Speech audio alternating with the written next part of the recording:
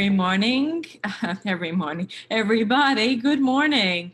I just wanted to welcome you to, it is now 7 p.m. Eastern Standard Time. I am just getting all messed up here. And it is now 9 a.m. Australian Eastern Time. Actually, I realize that next week I will not probably be joining you live because I will be flying to Perth, Western Australia. So I will actually be in flight to Perth, Western Australia. I am speaking at the Western Australia Fundraising Institute of Australia's fundraising forum on building a major gifts portfolio. So I'm very excited about sharing my learnings about major gift work with everyone in Western Australia. But today I wanted to come to you live and share with you some learnings from a seminar that I attended this week in Sydney, and I'm still at my desk here. But what I wanted to share with you, it was a seminar on donor communications, and it was done by a creative ad agency. And so it really provided a very interesting tweak on the creative ad side of it and how you use creativity to bring donors along on a journey. I'm going to try to share some things with you. This is going to be new because I've never done screen sharing in Zoom. So let's see if I can share a few things with you. I'm going to share my screen, and I want to share with you, number one, no, you don't want to see my music. You don't want to see my calendar. Let me just move this down a little bit.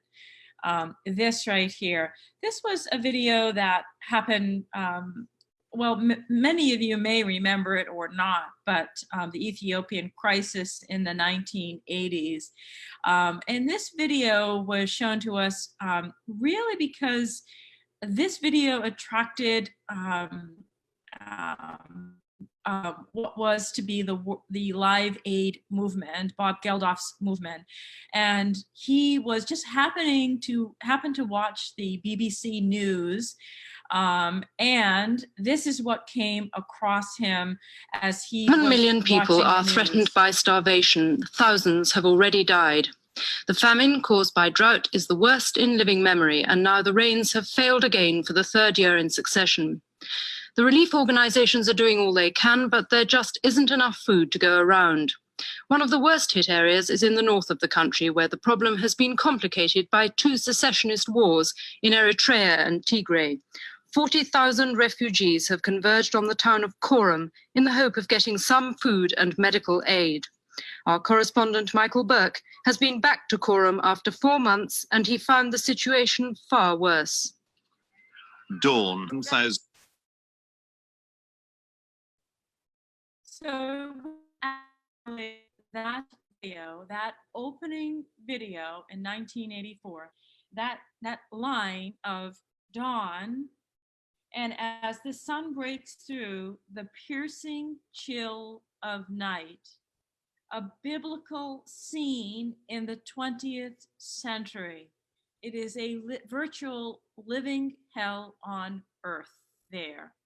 And so it was that opening that caught the attention of Bob Geldof to begin the movement of Live Aid that began to do something about that problem, about the issue. And so it is the stories that we tell and how we tell them that attract our donors. And so interestingly enough, we talked about how do we, and I'm going to share some of my notes with you here, how do we get, it was a formula called AIDCA, attention. How do we grab their attention? How do we maintain or capture their interest? How do we create desire for them to want to do something? How do we create a conviction that they need to do something? And then how do we get them to act? So AIDCA. And if you follow this, attention, interest, desire, conviction, and action, this was what advertisers use as a logical sequence to create a journey that eventually brings someone to action. In this case, it wasn't intentional. I don't believe it was intentional to call anybody to act except to report on the nightly news as it was happening. But it did exactly that. So how do we begin to attract attention, then interest them, then create desire, convince them that this is true, and then make it easy for them to act? So remember that formula, AIDCA. This is important because many of us are writing our calendar year-end appeals now. And so you want to be able to, not just in advertising, but be able to do the same thing in your appeal letters. So I'm going to share another, isn't this fun? This is interactive today. If I can find the right one again, I'm going to share my screen with you. And let's just go to this one right here. This is a recent ad created by the ad agency who led this workshop. And this is for, in Australia, they call Vinnie's. Vinnie's is really St. Vincent's, what we would know in the States. So this is for their winter appeal. And their winter appeal is basically, you got to remember, they're in the Southern Hemisphere. So their winter actually just passed. So this is around a big calendar moment for them, which is their tax time. So tax time for them, which is really like June, is a lot of time that folks they do a lot of appeals and they compel folks to give. So watch this ad. Mothers always have difficult choices to make, but I've had to face impossible ones. My husband was abusive, so we had to get away, but I couldn't afford a motel. Where do you go when there's nowhere to go? The bills were already overdue, but my son had holes in his school shoes. I couldn't send him to school like that. And then my little girl got sick and we needed to buy medicine, but we could barely afford food.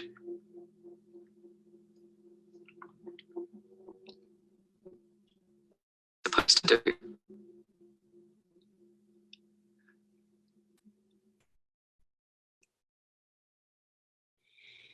Very, very simple and impactful. And yet what it is doing is, it is saying to the donor, what am I supposed to do?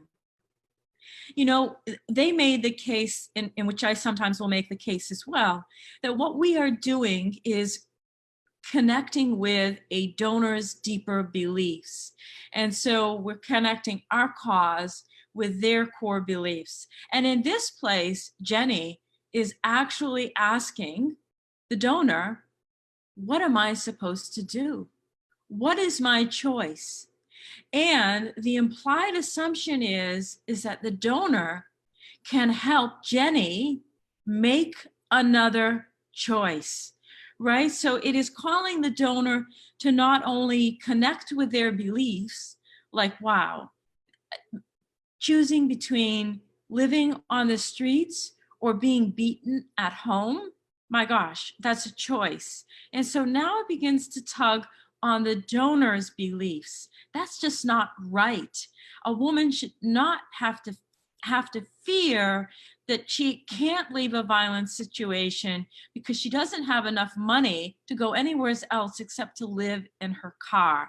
And so now you're providing the donor with a choice. What choice am I supposed to make, donor? And you can help me make a better choice. So it's calling the donor to choose or not to choose, right? I'm going to show you a worksheet that demonstrates that in one more second. But I want to share another video with you that I think is very helpful. And again, this is kind of cool that I'm actually able to pull off this this video sharing. Here we go. The Smith Family Fund is another Australian foundation that works towards poverty alleviation. And so what you will notice is the demographics of who they are targeting in this particular ad are mothers, families, particularly female mothers. And one of the most times that you're going to catch a female mother's attention is during school time, school drop-offs, school pickups. So when they created this advertisement, they did it for a reason. Without the right uniform and without proper shoes, she feels ashamed every day. Without money for excursions, she can't dream about joining in. She makes choices a kid shouldn't have to make. Without you, things will never change. With you by her side, she won't go without. You can take poverty out of the equation. Sponsor a disadvantaged Australian child with the Smith family today. Again, very, very impactful, right? Very, very impactful. She has to choose, right? She has to make a choice. To all those women who have spoken up and stood up. Right? So she has to make a choice. And without the donor, her life isn't going to be better, right? So there's this implied assumption that if the donor doesn't act, doesn't take their role, what does that mean, right? So placing the donor in the point of choosing is so critical. I'm going to share with you a worksheet. This is a very interactive Facebook Live today. I'm going to share with you this worksheet on your screen, and I hope that you can see this. I can't really see this. You'll see the name of the ad agency there. But what I love about this particular activity, and we were each given scenarios to look at, and one of ours was deforestation due to urban development and the threat of koala extinction. So I urge that if you can take a screenshot, or I can send you a screenshot of this, this worksheet, this would really help you crystallize your message for your calendar year-end appeal. So what we see here is this table that we need to fill out. And the question is, what is the problem solution dynamic? So what is the problem? In our case, for the particular charity that we were looking at, the problem was, or is really, it is a real problem today, is that urban development, and a lot of that is happening right around in this general area, is creating the push to raise land to create homes and commercial buildings and so forth. And so that's leading to deforestation. What we know is that koalas only eat a certain type of eucalyptus leaf. There's many different types, but they only eat a certain type of eucalyptus leaves. And so as the forests are being taken down, the habitat for the koalas are disappearing. So essentially what is happening is that, I read somewhere as a Symbio Wildlife Park that koalas have dropped, I don't know, by millions in the last 100 years to really a critical point where they're nearing extinction. And they're essentially Australian national identity. So what is the solution? So we know what the problem is. What is the problem that your group particularly is working on? That's just one example. Another example, I met with a woman today, this week from Wollongong, who runs a women's health center. And so for them, the problem is the inequity of women in society and violence against women. So what is the solution for the, so what is it that your group particularly is offering as the solution, right? So here it is, capturing deforestation through recording it through drones, providing investigation and doing research on deforestation and how that's impacting the koalas, researching on current laws, which are huge failures at this point around deforestation and the koala habitat, and then building volunteer cadres to actually go out and advocate and be lobbyists. In your case, that solution may be different. It may be providing women with access to affordable healthcare, contraception. It might be providing them a safe home to flee from domestic violence. In the case of other groups, you know, it might be, you know, for the Vinnies, it might be, you know, providing poverty relief so a woman doesn't have to choose between, you know, medicine or not for her child, whatever that might be. What are you particularly doing for that problem? And then more importantly, as you have seen in each of the videos I have shown you, it is about creating tension between who you are and what you're doing and the audience's beliefs, the donor's beliefs. So in this case, you know, we looked at the loss of a national identity of the koalas to Australians, the fact that in a few short years that koalas could be extinct if nothing is done. And so the iconic koala that many folks grew up with, you know, their children and their grandchildren will not have the koala, you know, will not be able to see the koala in its natural habitat. And more importantly, that 98% of this destructiveness, of this deforestation, nothing is being done. So what's the audience tension? What does this say? Essentially, this says, right, 98% of you are doing nothing. 2% of you are doing something. So nothing is being done. The onus now places that on the donor. If I don't act, we will lose our national identity, and my children, my grandchildren particularly, will not see a koala in its natural habitat. You know, this is up to me. 98% of us are doing nothing, which means I'm not acting. So what is that tension for the donor? In the case of Jenny, it's like, what choice do I have but to stay in an abusive relationship where I could fear death, or sleep in my car because I have nowhere else to go? Or in the case of the Smith family video that I just showed you, what options do you have, or that you're providing to the donor? That child sits out on a bench, that she walks around in galoshes because she couldn't afford, her family couldn't afford any other shoes? It's up to the donor. You, donor, can give that child, that family, another choice by making a gift. So what audience tension are you providing? What choices are you offering to the donor, right? 98% of us are doing nothing, which points it back to me and saying, wow, I'm doing nothing. And my grandchildren are not going to see the koala in its natural habitat. Wow, I need to act now, because if I don't, shame on me.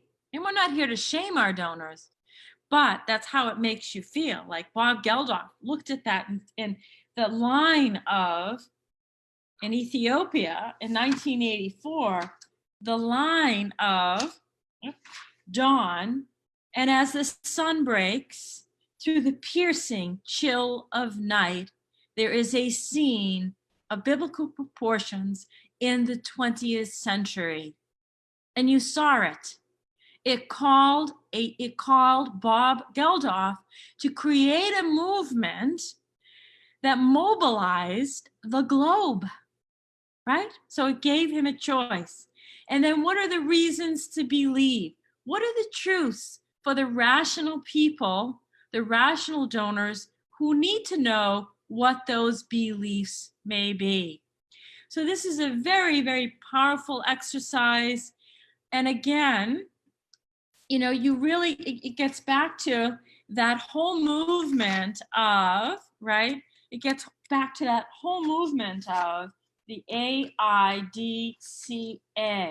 And I'm sorry, I have to flip through my notes because there was just so much so much material in that workshop. To have a creative ad agency lead us through this exercise was just astounding. It was like, wow, you really get to see how this translates into advertising, TV, into direct mail copy, all of that.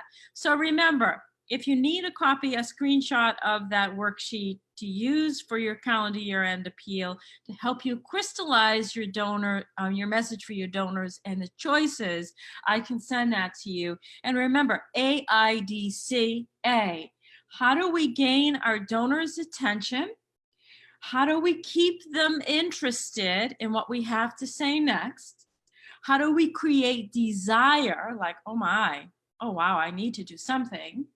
How do we create a conviction that this is true and we need to do something? And how do we make it easy for them to act? So I'm going to end with that video and just look out for the attention grabbing. How do we maintain the interest?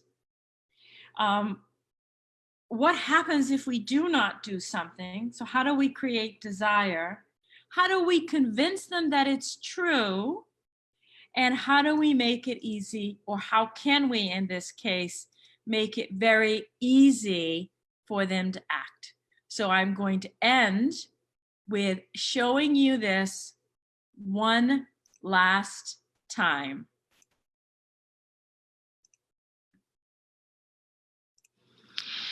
In Ethiopia, 7 million people are threatened by starvation. Thousands have already died.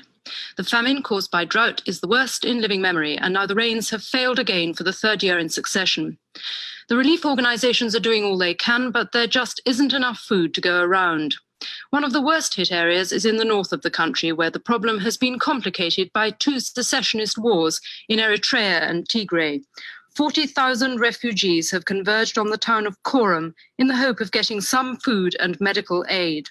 Our correspondent Michael Burke has been back to Korum after 4 months, and he found the situation far worse. Dawn, and this. Now, as you watch that video, where was the attention, the interest, the desire, the conviction, and the action? That, my friends, that was real life. That was a news broadcast in the early 1984. That was not in the early 1980s. That was not a creative ad agency, but that was enough to crystallize one person, Bob Geldof, to take action. Now not all causes are going to create that kind of mobilization, but you can gain attention, interest, desire, conviction, and action to your cause by using that formula and using it for your calendar year-end appeal. As I said, next week, I will be flying to Perth, Western Australia, to be speaking at the Fundraising Forum in Perth, in Western Australia. And I will be coming live to you at some point, hopefully from the beautiful Kings Park in Perth. Perhaps I won't be coming to you live next Saturday, but perhaps on Sunday, my Sunday, which would be your Saturday evening. But until then, I will see you in the Facebook group, and I look forward to hearing your comments and questions and everything else that you have going on in there. So have a great weekend, everyone, and I look forward to seeing you in the group.